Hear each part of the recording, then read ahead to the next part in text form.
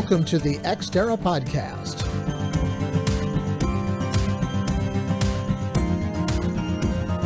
The Ex Terra mission is to explore and discuss the business of space and its effect on the national and global economy, as well as life on Earth.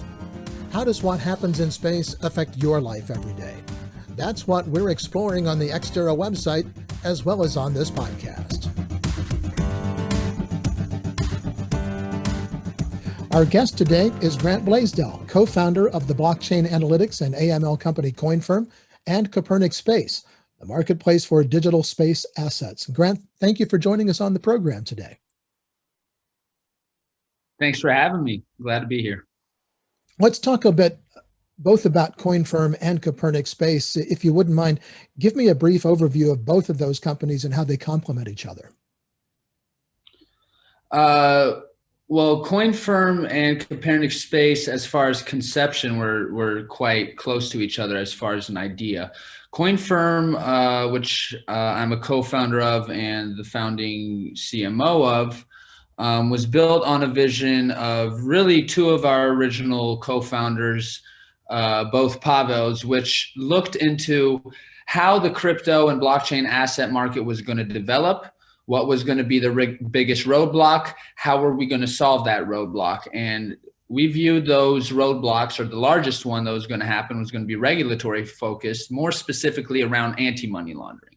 And on the flip side of that, of building the bridge across that roadblock, is that if you know how to apply certain algorithms, certain analytics capabilities to blockchain or cryptocurrency transactions, you can actually revolutionize how anti-money laundering has been done in the financial system up to this point.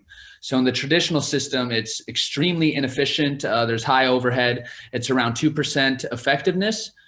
We kind of flipped that and turned that into, a near automated utility that's in the 90 percentiles of effectiveness. Right. So our mission was to really build that bridge between the crypto and blockchain asset market and the traditional mass market.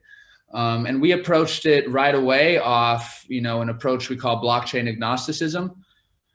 So that means the technical capability to integrate and service any type of blockchain protocol or asset really quickly.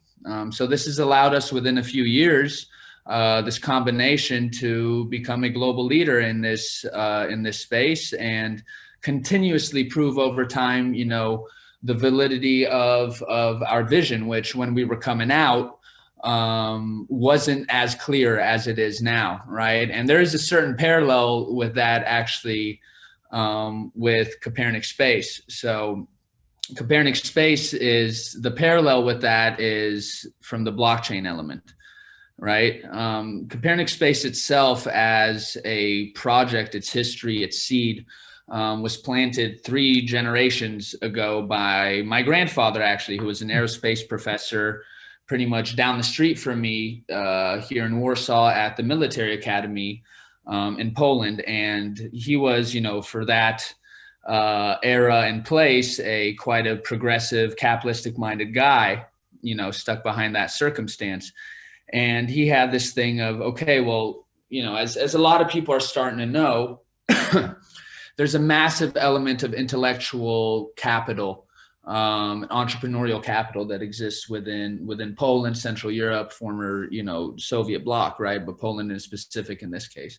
And so he always had this thing of, well, how big of a shame it is for the world, not just here, that, the talent couldn't access there. They didn't have easy access here.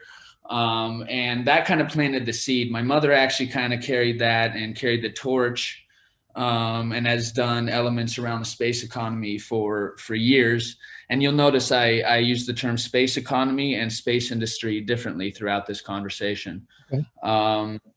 And, I picked that up along with her over the years and kind of loosely I've been involved in a lot of stuff. And it got to a point throughout our activities and my past experiences, which we'll get into as well, where we noticed a massive market need and something that will really open up, as we like to say, unlock the true potential of the space economy and its benefits onto the world. and obviously also benefit the entities that are participating in the space industry now or are going to participate in the space industry soon. So we can, of course, go more in on a granular level with that later.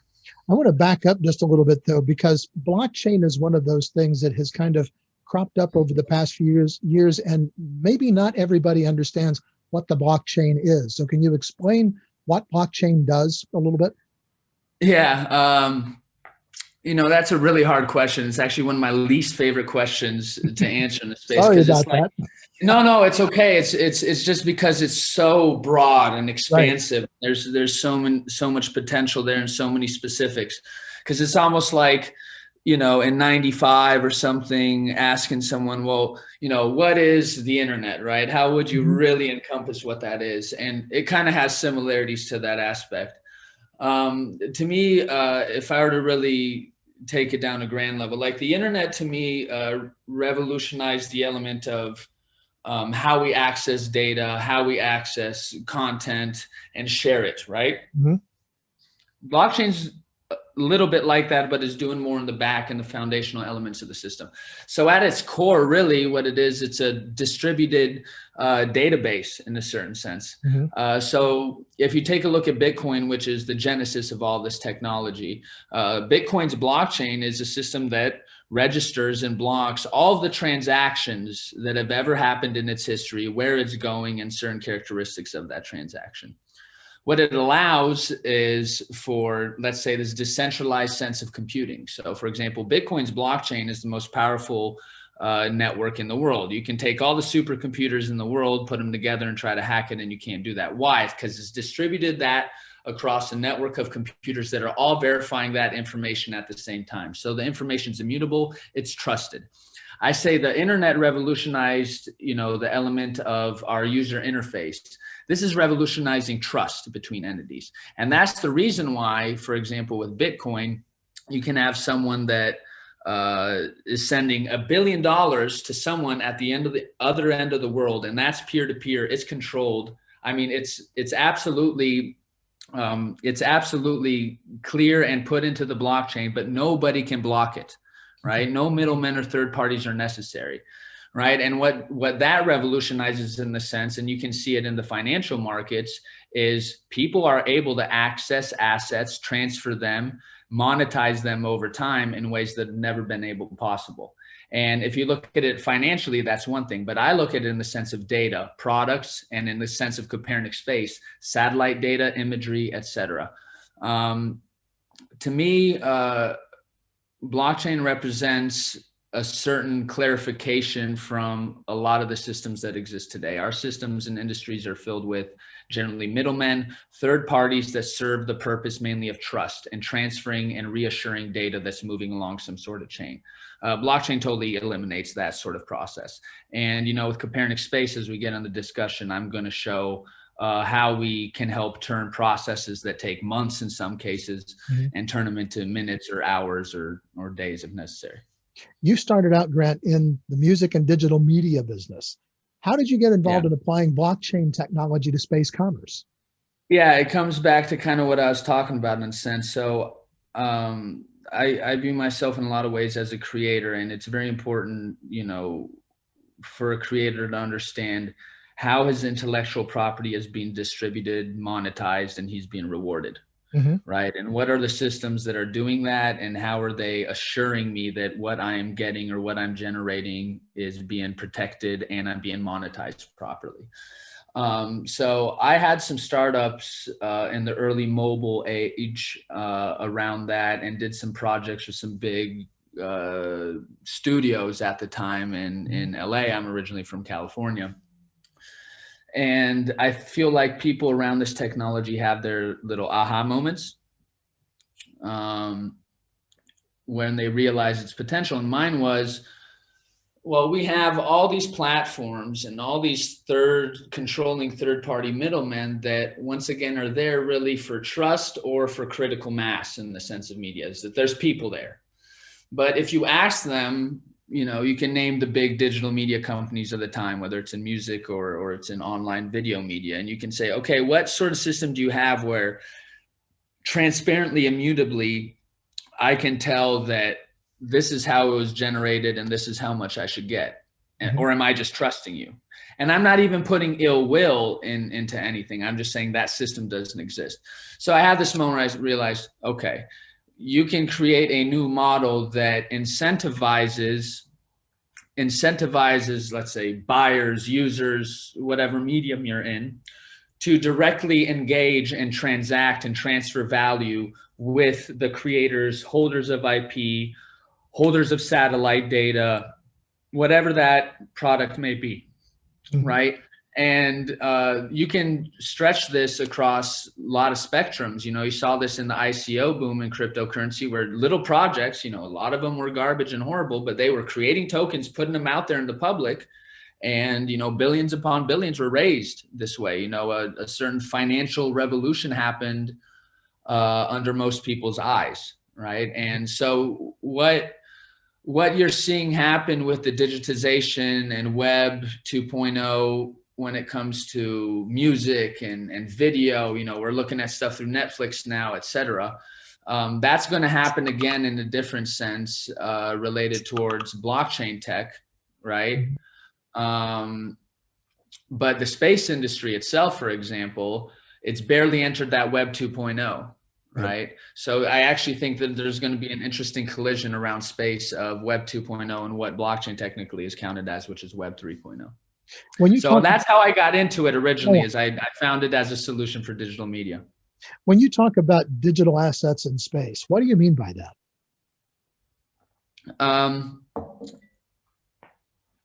So we view digital space assets as mainly satellite data, imagery, certain elements of intellectual property, and software. Right now, that's what we view it as. As the space economy develops, that will expand. Why we call it digital space assets? These are things that are already innately digitized, digital, or can be very easily put into that place. So, for example, we do not count machine parts as digital space assets. We count a piece of satellite data as digital space asset. So I can take a digital space asset, such as satellite data, and I can sell that same set an unlimited amount of times, right? So it's more of looking at the digital end of the space industry, and that's mainly downstream. Right. But as we move along with progress of this element, so for example, asteroid mining, right? So we have a certain partner of ours that is focused around gold futures from asteroid mining. Right. These are innately digital assets in its core. So we're going to be applying different types of applications around that. But in the beginning, we're specifically focused around downstream digital space assets. So then do you see Copernic Space as kind of a clearinghouse or maybe a brokerage for informational space assets? We view it as a marketplace. We've played around with the certain terms around it. There's actually two elements to the platform. One is the marketplace and one is the smart fund. The smart fund will go more towards the regulatory aspects around securities, as the smart fund will eventually allow the public to help finance space projects. But we don't view ourselves as a brokerage. Really, if I'm going to simplify it, what eBay brought to retail, we're kind of bringing to the space industry, in the sense of we're going to bring a e-commerce type of experience that's very easy to use and takes it from the space industry to the space economy. So we're very much focused on bringing new types of buyers, or really scaling up smaller buyers that aren't in the industry, but can apply and benefit from these digital space assets, like agriculture companies, hedge funds, financial elements that like using satellite or weather data. The applications are really, when you get down to it, are quite limitless. So our thing we're really focused on in the beginning is actually limiting some of our use cases and how we want to apply it. Are you talking about individuals investing in these companies, almost like a crowdfunding kind of scenario? Yeah. So because of my experience around the crypto and blockchain space, and I've ran a token sale myself, I have regulatory background, experience around this. once again, back to that little revolution that happened under most people's, eyes. It was proven that the general public around the world is very thirsty to financially contribute and get involved in high-tech, progressive, startup-like ventures, let alone space, which the space industry has never really allowed itself to be opened up like that. Mm-hmm. And it's, to be honest, space is the most ubiquitously liked and kind of passionate thing. You see more people in NASA shirts now than Nike at this point. So, we understand, that's our bigger long-term vision and picture, is this unlocking and democratization element, which gets thrown around quite a bit in the space industry I've seen recently, but I don't think it gets thrown around in the proper sense. You're listening to the Ex Terra Podcast. I'm Tom Patton, and we're talking with Grant Blaisdell, co-founder of the Blockchain Analytics and AML company Coinfirm and Copernic Space, the marketplace for digital space assets. Grant, there was an article posted by Copernic Space on their website in which you talk about the democratizing of space, and you just mentioned that briefly a few moments ago, and the benefits of that process. What, at a granular level, does that mean about democratizing space? To us, it means that the average company or individual can somehow engage or long-term benefit from the space economy. Mm-hmm. So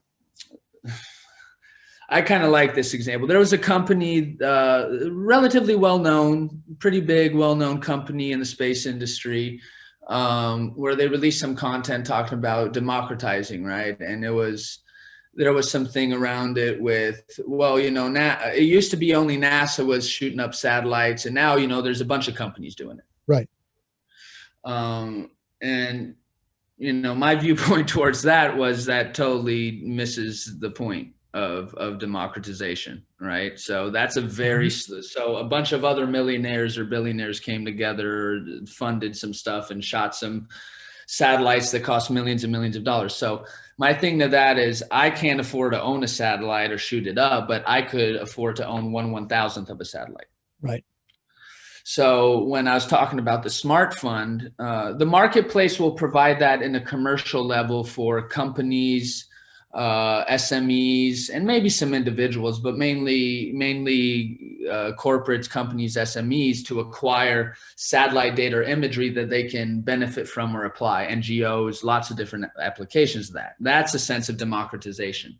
But then there's the other sense around, for example, the Smart Fund, which will allow the public to finance, whether that be as a security token, right? We have 3 token classes that we're going to release around that. At first, we're only releasing it with one, which is actually we call it Kudos for now, which is, think of it as charity with some perks. So it's more like a GoFundMe sort of model, except it's tokenized.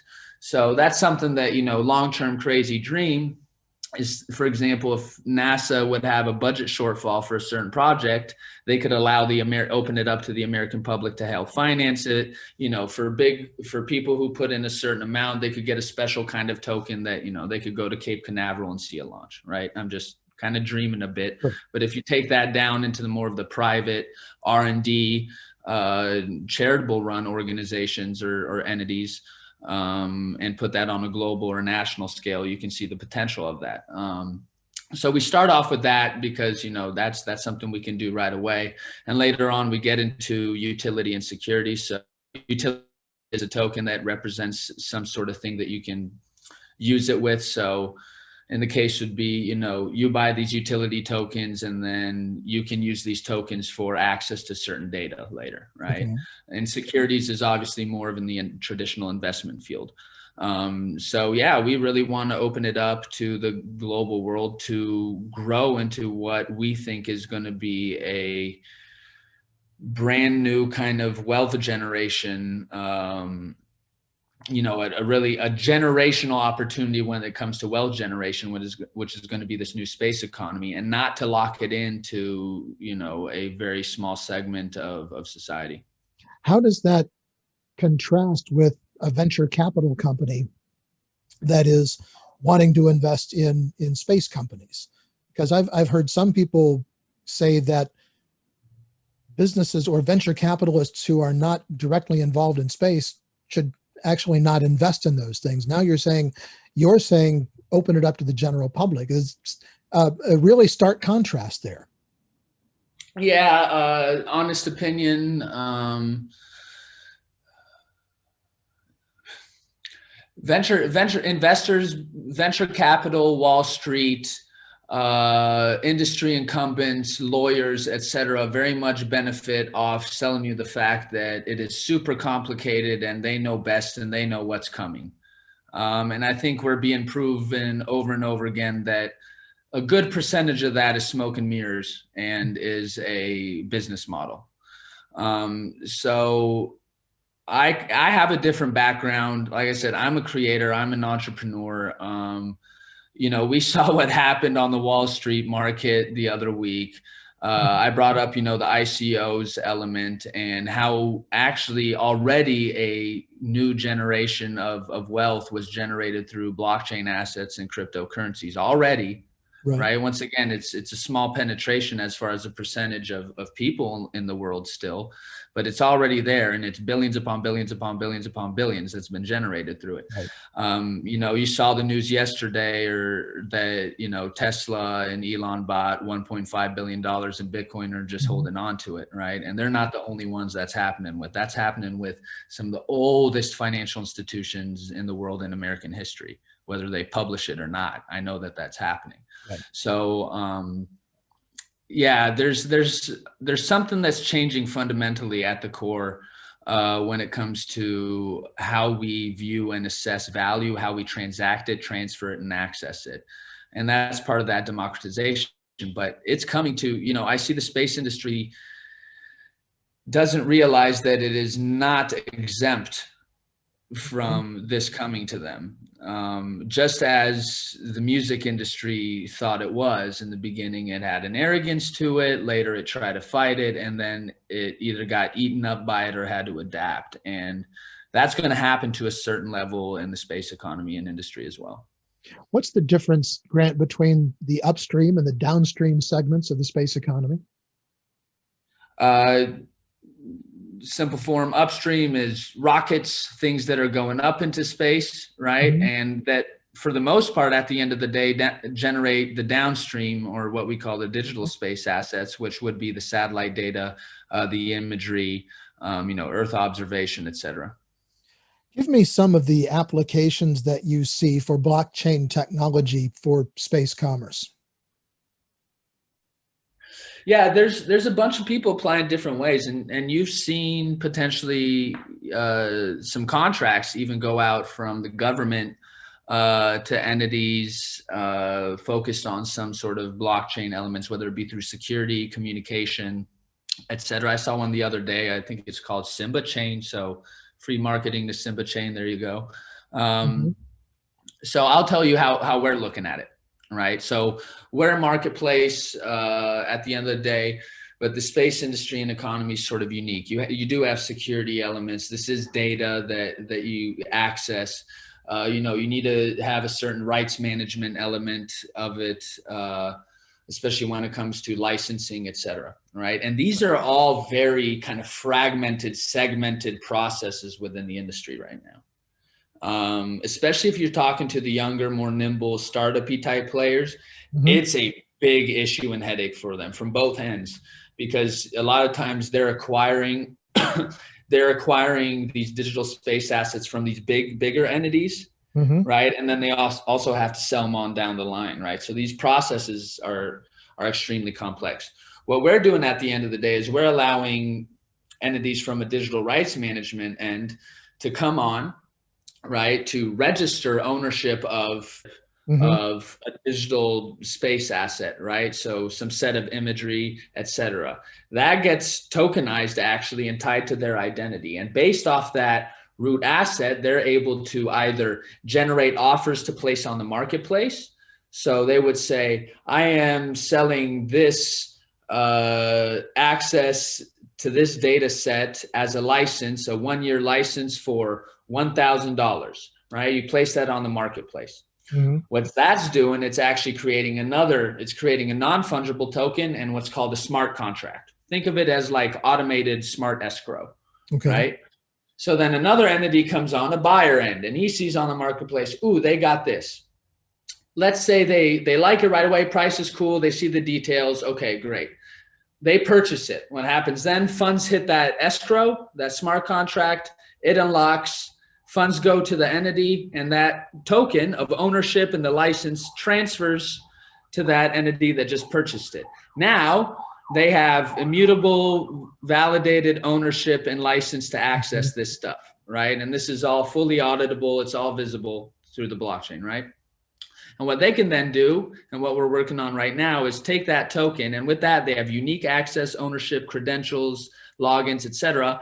Access what usually now is in the industry like an AWS data set somewhere, and access that directly through the platform, right? So we're taking lots of processes that were segmented, thrown all around, take a lot of time, and putting in one secure, fully auditable, easy to scale, commercial sort of e-commerce system, right? But let's say you don't want to put it on offer on the marketplace, or let's say that they want to negotiate. We're building certain negotiation or private offer capabilities. Say, hey, how about this? And they say, okay, and they switch it up, give you a private offer. They don't have to put it on the marketplace, and you execute like that.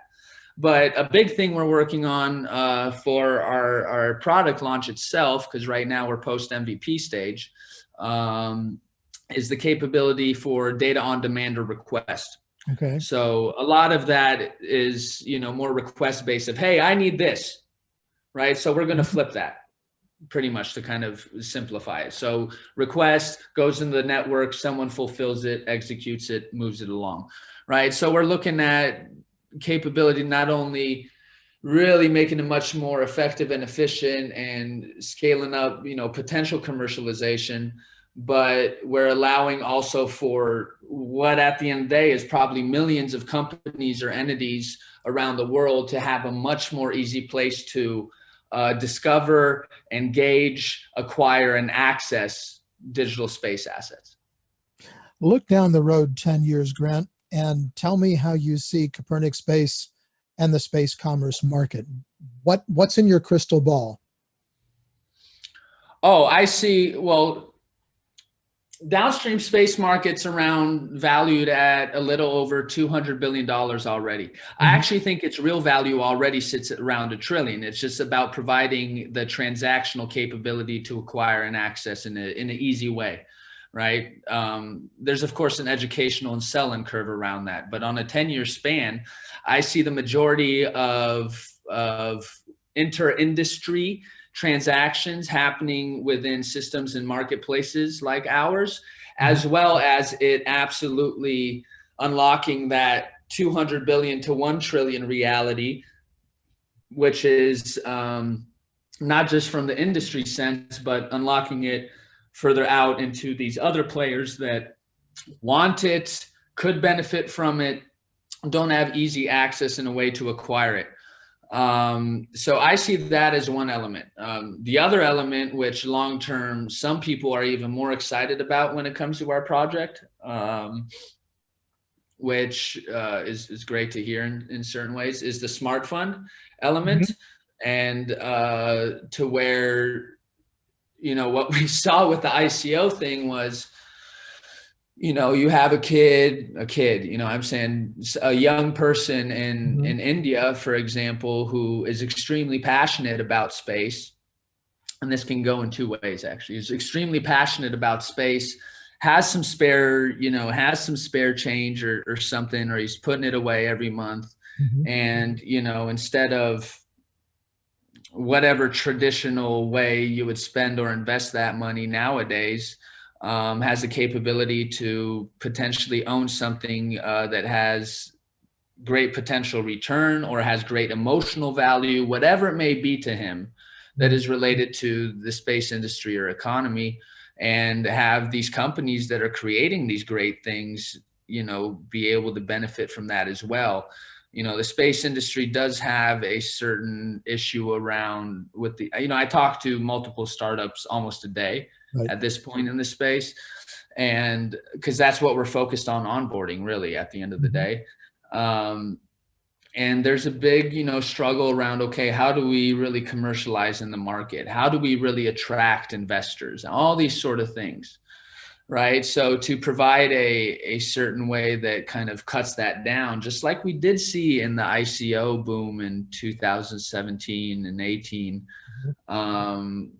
to provide them a space in real estate and the capability to find people around the world that find what they're doing interesting and passionate and want to help support it, whether it's for their own personal benefit in return, or whether it's, like I said, an emotional, charitable, virtuous thing they want to do, that's another thing we want to capitalize on, is this,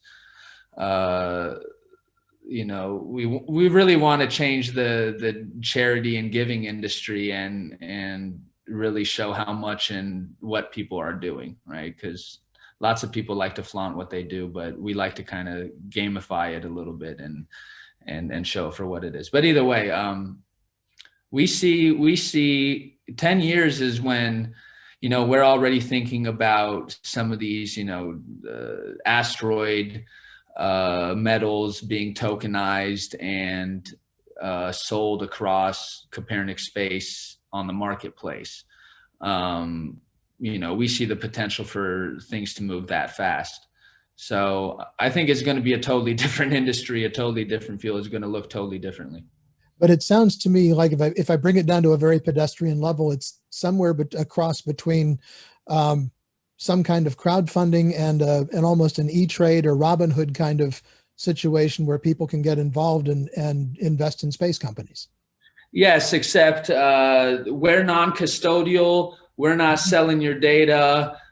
We just get a percentage of the transaction that's tied to each smart contract. We make this as peer-to-peer as possible. So really, we're trying to also push it into this age that's a lot more transparent, trusted, and efficient in our mind, but also puts us in, I don't want to say a more moral position, but in a position where we're letting the economy flourish and act as it would naturally, as opposed to what actually I think is happening a lot today, which, that's a whole nother discussion around how I see the space economy being choked a little bit right now. Grant, it's been a fascinating discussion. Thank you very much for appearing on the Ex Terra podcast with us today. Thank you. We've been talking with Grant Blaisdell, co-founder of the Blockchain Analytics and AML company Coinfirm, and Copernic Space, the marketplace for digital space assets. And that's going to do it for this edition of the Ex Terra podcast. Find us on the web at xterrajsc.com. And be sure to connect with us on LinkedIn and follow us on Twitter at Ex Terra JSC. Until next time, I'm Tom Patton. Thanks for listening.